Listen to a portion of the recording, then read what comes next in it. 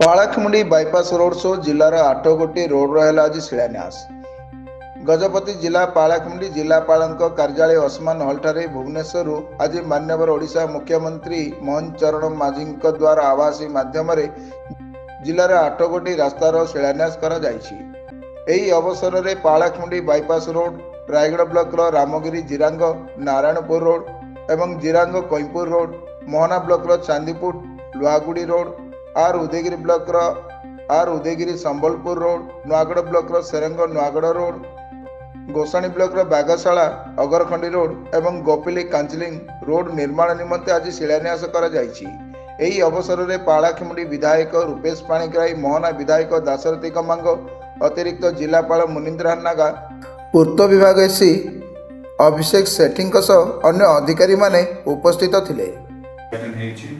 बहुत national highway एवं state highway भी उद्घाटन होती मु धन्यवाद देवी गजपतिवासी तरफ एवं पाड़ावासी तरफ समस्त जो बहु वर्ष है गोटे चिंतार कथा थिला बाईपास रोड कथा आज ऑफिशियली इनॉग्रेशन करछंती माननीय मुख्यमंत्री श्री मोहन चरण माझी सारा जिलावासी तरफ आज छोट छुआ वृद्ध पर्यंत समस्ते ना ना रे धन्यवाद दूसरी से भाया तार प्रकल्प पाखापाखि 47 कोटी बर्तमान घोषणा दिखाई सहित भूषाणी दुईटा रोड घोषणा से रोड गुटिक आपणकर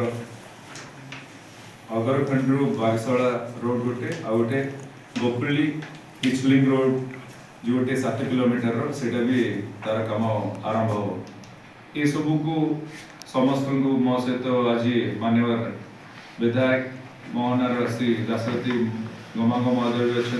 भी मोर शुभेच्छा जनाऊँ भी अंचल बहुत रोड आगे आज लोकार्पण और शिलान्यास से भाया आम सहित उपस्थित अच्छा अतिरिक्त जिलापाल मुनीन्द्र बाबू एवं पीडियार एससी अभिषेक बाबू एवं आरटीओ महोदय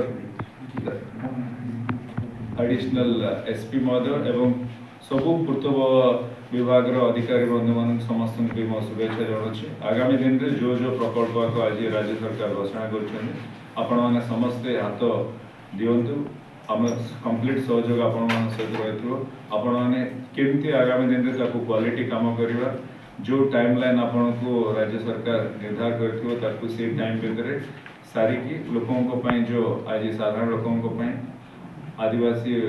अधिसूत अंचल समस्त आम रास्ता पर निर्भर होचु। एटी बहुत पहाड़ घाटी रास्ता गुड़ा को आपन कला टेक्निकल सबू क्षेत्र आपन अनुधान करके सुंदर रु सुंदर रास्ता करेंगे तार आगामी दिन में मेंटेनेंस भी दायित्व जमी जो कंट्राक्टर ने भी आप समस्ते निष्पत्ति ने सहित ये अवसर में आपण धन्यवाद देकी मो वक्तव्य शेष कर।